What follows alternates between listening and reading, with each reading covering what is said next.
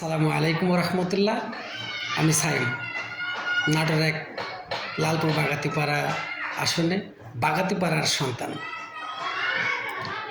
আসছে নির্বাচন, প্রচারণা চলছে সারা বাংলাদেশ ব্যাপী।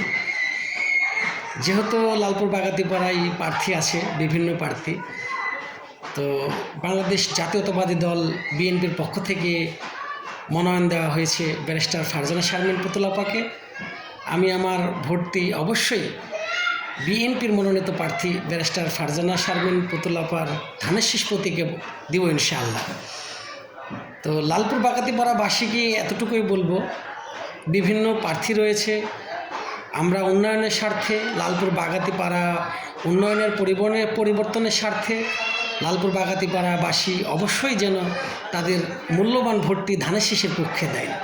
আসছে ফেব্রুয়ারির 12 তারিখে সারাদিন যেন ধানের শীষ প্রতীকের পক্ষে লালপুর বাগাতিপাড়াবাসী ভোট দেয় এবং ভোট গ্রহণ শেষে ধানের শীষ প্রতীককে জয়যুক্ত করে যেন ঘরে ফিরে।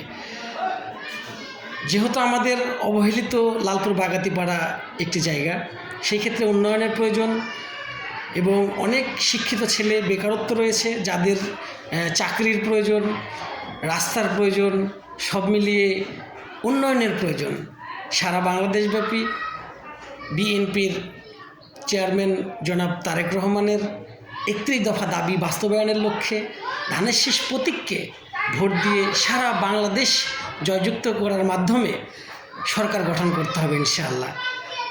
তো লালপুর বাগাতিপাড়াবাসী যেহেতু ধানের শীষ পক্ষে রয়েছে, সেই ক্ষেত্রে আপনাদের অবশ্যই উন্নয়ন হবে এবং ব্যারিস্টার ফারজানা শারমিন পুতুল আপা একজন শিক্ষিত মানুষ, সম্ভ্রান্ত পরিবারের, রাজনৈতিক পরিবারের সন্তান।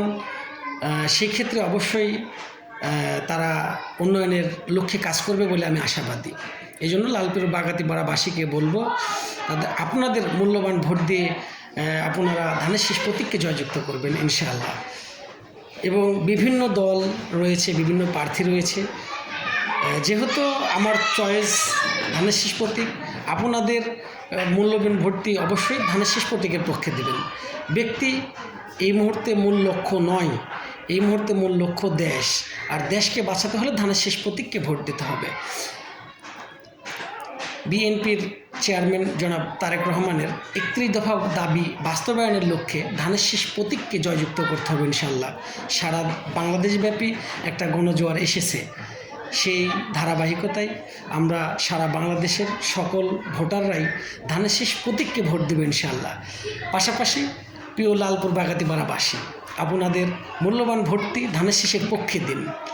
স্বতন্ত্র প্রার্থীকে ভোট দেওয়া বা অন্যান্য প্রার্থীকে ভোট দিলে কতটুকু উপকৃত হবেন আমি জানি না, তবে লালপুর বাগাতিপাড়ার উন্নয়নের স্বার্থে অবশ্যই ধানের শীষ প্রতীককে নির্বাচিত করতে হবে ইনশাআল্লাহ।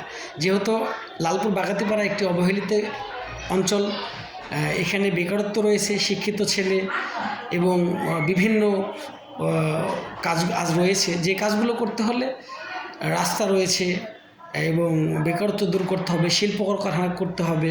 এগুলো উন্নয়নের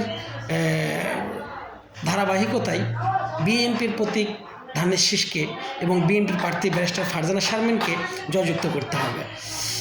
এবং আমি আমার এলাকাবাসী এবং প্রিয় বন্ধুদেরকে অবশ্যই বলবো, আপনারা আপনাদের মূল্যবান ভোটটি ধানের শীষের পক্ষে দিন এবং দেশ ও জাতির উন্নয়নের স্বার্থে ধানের শীষ প্রতীককে নির্বাচিত করুন।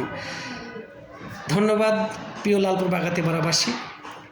আসছে 12 তারিখ, ফেব্রুয়ারির 12 তারিখ অবশ্যই আপনাদের মূল্যবান ভোটটি ধানের শীষের পক্ষে দিন এবং দেশ জাতি গঠনে, দেশ উন্নয়নের লক্ষ্যে এবং দেশের দুষ্কৃতি এবং দেশের অনৈতিক কার্যক্রম ঠেকাতে ধানের শীষ প্রতীককে জয়যুক্ত করতে হবে ইনশাআল্লাহ। আসসালামু আলাইকুম রহমতুল্লাহ।